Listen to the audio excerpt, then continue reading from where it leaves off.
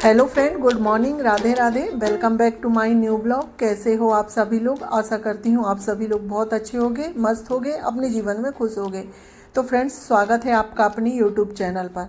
तो फ्रेंड्स, आज दिन है शनिवार और डेट है 6 अप्रैल, यानी कि ये शनिवार के दिन का ब्लॉग है। और अभी सुबह के 9:30 के लगभग हुए हैं। तो फ्रेंड्स, मैं आज अपने ब्लॉग स्टार्ट कर रही हूँ सुबह के 9:30 बजे से। तो जो मेरे मॉर्निंग वाले काम है ना, वो हो गए हैं। जैसे कि मॉर्निंग की झाड़ू वगैरह लगाना, थोड़ा बहुत घर सेट करना, वो सारे काम हो गए हैं। उसके बाद फिर मैं नहा के आ गई थी और पूजा वगैरह भी हो गई है। तो मैंने सोचा पहले मैं खाना बना लेती हूँ। अभी मुझे थोड़ी सी डस्टिंग और पोछा का काम करना है। तो खाना का काम मैं आधा थोड़ा कर दूँगी, उसके बाद फिर मैं डस्टिंग और पोछा कर लूँगी, क्योंकि वो मुझे ज़्यादा नहीं करना है, बस थोड़ी सी ही डस्टिंग करनी है। इसके बाद फिर मुझे पूरे घर में पोछा लगाना है। तो अभी तो मैं खाना बना लेती हूँ। और अभी खाना बनाने की भी ना उतनी जल्दी नहीं रहती है, क्योंकि इनकी जो नाइट वाली शिफ्ट चल रही है और बच्चे लोगों की स्कूल है नहीं, तो इसीलिए काम अभी थोड़ी ना आराम से ही चल रहे हैं। तो खाने में बन रही है भिंडी की सब्ज़ी, और साथ ही मैंने दाल भी बना ली हूँ। तो दाल बन गई है और भिंडी की सब्ज़ी में मैंने तड़का लगा दी हूँ। तो यहाँ पर भिंडी की सब्ज़ी भी तो फ्रेंड्स देखिए, सब्जी और दाल बन गई थी, और साथ ही मैंने आटा लगा के रख दी हूँ, और चावल भी मैंने धुल के रख दी हूँ। अभी चावल नहीं चढ़ाई हूँ, जब तक चावल थोड़ी देर भीग जाएगा। अभी टाइम ज़्यादा नहीं हुआ है।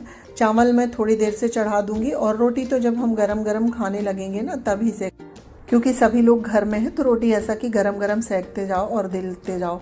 और बच्चे में सिर्फ एक ही बेटा है, 2 बेटे गाँव गए हैं, तो अभी घर में ज़्यादा लोग हैं भी नहीं, हम सिर्फ 4 लोग हैं।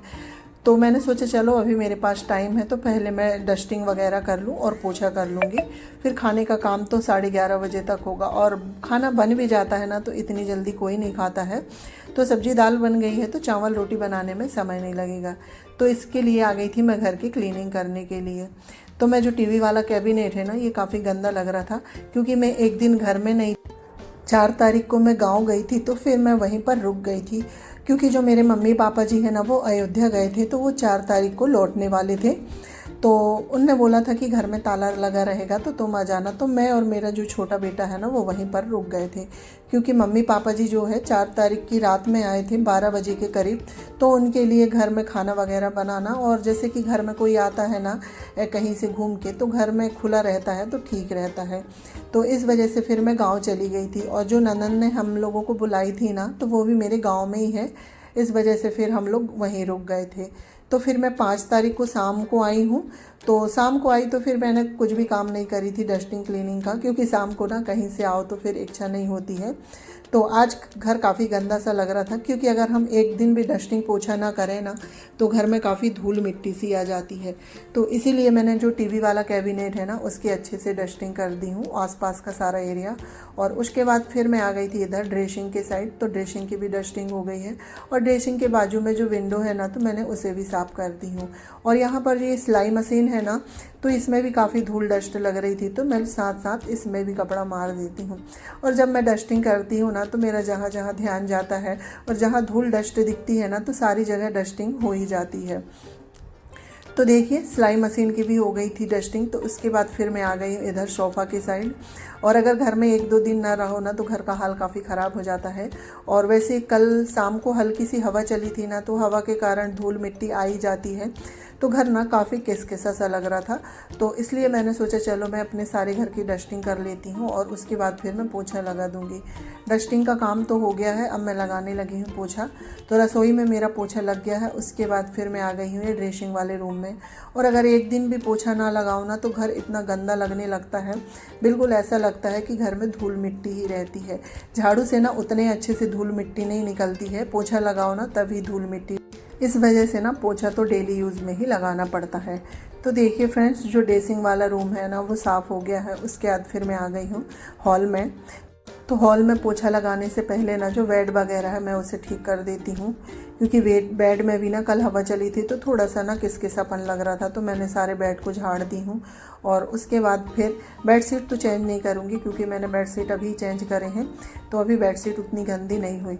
ऐसे झाड़ भी दो ना, तो साफ़ हो जाती है। और उसके बाद फिर ना पूरे घर में पोछा वगैरह भी लग गया था, और सभी लोगों का खाना पीना हो गया था। उसके बाद फ्रेंड्स मैं मिल रही हूँ आपसे शाम के 3:30 बजे का टाइम है ये। फिर बीच में खाने पीने के बाद जो मेरा वीडियो का काम होता है ना, मैं वो करती हूँ और 10-5 मिनट आराम करती हूँ। लेटती तो नहीं हूँ, पर हाँ बैठ के अपना जो वीडियो का काम करते तक जितना भी काम होता है वो हो जाता है। फिर थोड़ी देर बैठ के अपना टीवी देखते रहती हूँ। तो ये 3:30 बजे का टाइम है और मैंने उस दिन आपको बताई भी थी कि मैंने गेहूँ डाली हूँ पपड़ के लिए। तो 10 किलो के करीब गेहूँ थी। तो कल मैं गांव से आई थी ना 5 तारीख को, तो रात में ही मैंने गेहूं को सारी पीस ली थी। तो रात में पीसी थी, तो अब इसे मुझे छनाना होगा क्योंकि मुझे गेहूं के पापड़ बनाने हैं। तो उसके लिए ना ये गेहूं की प्रोसेस ना काफ़ी लंबी हो जाती है। 8 दिन लगते हैं गेहूं के पापड़ बनाने में। गेहूं को भिगाओ 3 दिन तक, वो अच्छे से फूलती है। फिर एक दिन उसको पीसो, फिर दूसरे दिन छनाओ, फिर तीसरे चौथे दिन ना इनके पापड़ बनते हैं। तो ये सब प्रोसेस में ना काफ़ी समय लगता है। तो यहाँ पर अभी 3:30 बज रहे थे, तो मैंने सोचा चलो 1-1.5 घंटे का काम है तो मैं इसे छान लेती हूँ। तो यहाँ पर मैं बैठ गई हूँ इसे छानने के लिए।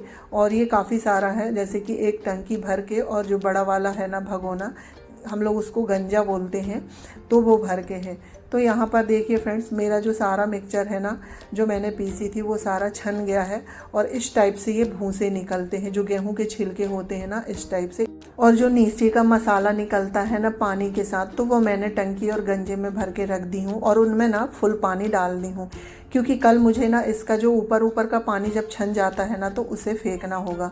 तो यहाँ पर देखिए फ्रेंड्स, सारा काम हो गया था। जो भूसी निकली है ना, तो उसे हम गाय को खाने के लिए दे देंगे। उसके बाद काफ़ी सारे बर्तन निकल गए थे, तो मुझे बर्तन साफ़ करना था। तो मैंने सोचा पहले मैं ये जो बर्तन का टोकना है ना, वो खाली कर लेती हूँ, उसके बाद फिर मैं बर्तन साफ़ करूँगी। तो बर्तन वगैरह सेट हो गए थे और अब मैं पहले झाड़ू लगा लेती हूँ, क्योंकि ना ये सब करते करते 4:30 या 4:45 का टाइम हो गया था। तो शाम का टाइम हो रहा था, तो मैंने सोचा पहले मैं झाड़ू लगाती हूँ। तो झाड़ू मैं पूजा वाले रूम से स्टार्ट कर दी हूँ लगाना, और पूजा वाले रूम की झाड़ू लग गई थी। तो इसके बाद फिर मैं आ गई हूँ रसोई में। और यहाँ पर ना काफ़ी कचरा सा हो गया है, कूड़ा, क्योंकि जो गेहूँ की भूसी निकली है ना, थोड़ी सी फैल गई थी। तो मैं इसे झाड़ लेती हूँ। इसके बाद ना ये वाले रूम में मुझे पोछा भी लगाना पड़ेगा, क्योंकि ये ना काफ़ी गंदा हो गया है। जब हम इस तरह से काम करते हैं ना, तो घर हमारा काफ़ी गंदा हो जाता है। और जब पापड़ बनाने का काम होता है ना, तो घर तो सच में बहुत ही ज़्यादा गंदा हो जाता है। तो यहाँ पर देखिए फ्रेंड्स, झाड़ू लग गई है मेरी। अब मैं पोछा लगा लेती हूँ। और झाड़ू मैंने ना पूरे घर में ही लगा दी हूँ, और पोछा सिर्फ मैं रसोई बस में ही लगाऊंगी, क्योंकि रसोई बस ही गंदा हुआ है।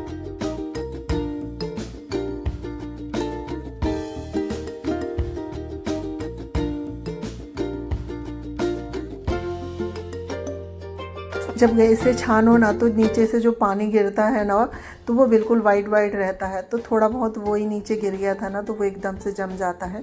तो उसे साफ़ करने में ना काफ़ी टाइम लगता है, और ये गेहूं के पापड़ ना बनाने में काफ़ी समय लग जाते हैं। तो यहाँ पर देखिए फ्रेंड्स, पोछा वगैरह तो मेरा लग गया है। अब मैं बर्तन साफ़ कर लेती हूँ। और इसी बीच में ना चाय वगैरह भी बन गई थी, क्योंकि चाय का टाइम 4:30 और 5 बजे के बीच होता है। तो सब चाय पी लिए हैं। तो कुछ चाय के भी बर्तन थे, और कुछ एक्स्ट्रा बर्तन हो ही जाते हैं घर में, तो वो सारे बर्तनों को साफ़ कर लेती हूँ। और जो ये बड़े बड़े गंजे वगैरह निकले हैं ना, क्योंकि ये सब काम करो ना, तो इनमें बहुत बड़े बड़े बर्तन लगते हैं। और ये पापड़ वाला जो गेहूं के पापड़ का काम होता है ना, तो इसमें से काफ़ी बड़े बर्तन लगते हैं। तो फ्रेंड्स, मैं ये ना सारे बर्तनों को धुल लेती हूँ। और सच में ये सब काम करते करते ना मैं 3:30 बजे से बैठी थी, और 5:15 के करीब कब हो गए मुझे पता ही नहीं चला। और खाने बनाने का टाइम हो गया, क्योंकि अभी इनकी नाइट वाली ड्यूटी चल रही है ना, तो उस वजह से मुझे खाना थोड़ी जल्दी बनाना होता है। तो इसके बाद ना मैं फिर सीधे खाना बनाने में लग गई हूँ। तो यहाँ पर देखिए, जो छोटे छोटे बर्तन हैं ना, सारे बन गए थे।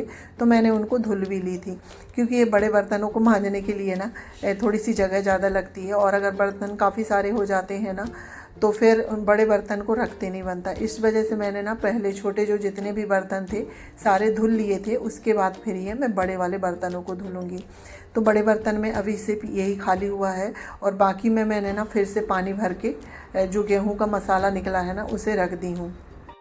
तो फ्रेंड्स देखिए, बर्तन वगैरह सारे धुल गए थे। उसके बाद ना मैंने आलू पकने के लिए रख दिए थे। तो आलू पक गए हैं हमारे, और अभी ना टाइम 6 बज रहे हैं, यानी कि 6:15 के लगभग हो रहे हैं शायद।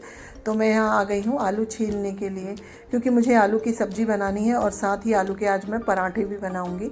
काफ़ी दिन हो गए आलू के पराठे नहीं बने हैं, तो मैंने सोचा चलो मैं आज आलू के पराठे बना लेती हूँ। और जो मेरा छोटा बेटा है ना, वो भी बोला कि मम्मी आलू के पराठे बना दो। बहुत दिन हो गए आलू के पराठे नहीं बने हैं, क्योंकि ना मैं पुराण की तैयारी में लगी हुई थी, तो मैंने कुछ भी नहीं बनाए थे बीच में। और उसके बाद फिर 8-9 दिन पुराण में लग गए, और फिर 8-10 दिन से ना पुराण की सफाई चल रही है, तो इस वजह से मैं पराठे वगैरह बना ही नहीं पाई थी, क्योंकि पराठे वगैरह बनाने में ना काफ़ी समय लगता है। तो मैंने सोचा आज मेरे पास थोड़ा समय है, चलो मैं पराठे बना देती हूँ। तो पराठे बनाने के लिए ना मैंने आलू छील के आलू का मसाला बना ली हूँ, जैसे मैं बनाती हूँ, यानी कि प्याज को हल्का सा सॉफ्ट करके और उसमें आलू के मसाले डाल देती हूँ। तो हमारा आलू का मसाला बन गया है। अब उसके बाद मैं वही कढ़ाई में ना आलू की सब्ज़ी बना लेती हूँ। तो आलू की सब्ज़ी बनाने के लिए ना मैंने एक मीडियम साइज़ की प्याज कट कर ली थी, और प्याज भुन गई है ना, उसके बाद जो मैंने आलू छील के रखे थे वो सारे आलू ना मैंने ऐसे ही डाल दिए हैं सहगे सहगे। और आलू को हम ना थोड़ी देर तेल में फ्राई कर लेंगे, उसके बाद फिर हम उसमें ड्राई मसाले डालेंगे। और ड्राई मसाले डालने के बाद फिर मैं थोड़ी सी इसमें कसूरी मेथी डाल देती हूँ। और अब हम इनको चलाएंगे ना, तो ये आलू ना खुद से ही जो करछी है ना, इससे फूट जाते हैं। और सच में इस तरह से आलू की सब्ज़ी बनाओ ना, काफ़ी टेस्टी लगती है। और हमारे यहाँ तो बच्चों को आलू की सब्ज़ी कैसे भी बना दो, सबकी बहुत। तो यहाँ पर देखिए फ्रेंड, जो सारे आलू है ना, मैं उसे करछी की सहायता से ना ऐसे काट लूँगी, तो ये आसानी से फूट जाते हैं।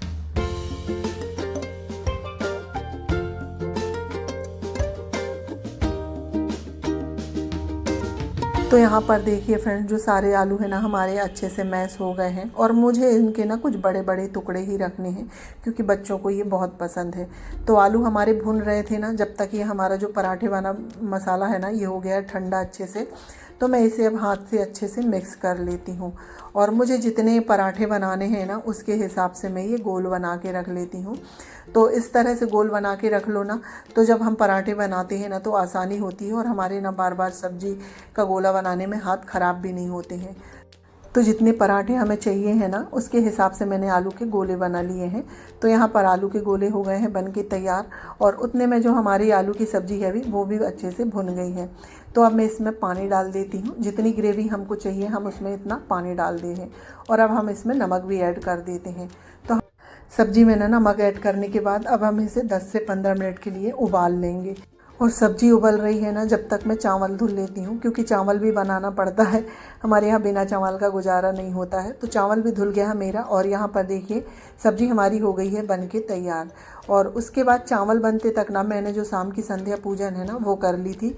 अभी शाम के 7 बज रहे हैं, यानी कि मेरा जो सारा काम है ना, वो हो गया है पूजा वगैरह। अब मैं बना लेती हूँ पराठे। तो पहली रोटी मैंने गाय के लिए बना दी हूँ, और अब मैं पराठे बनाने लगी हूँ। और मैं पराठे बनाते जाऊँगी और इनको मैं देते जाऊँगी, क्योंकि अब इनका भी जाने का टाइम हो गया है, तो ये गरम गरम खा लेंगे। तो पराठे ना आज के सच में बहुत टेस्टी बने थे, और जो सारे पराठे हैं ना, बिल्कुल एकदम से फूले थे।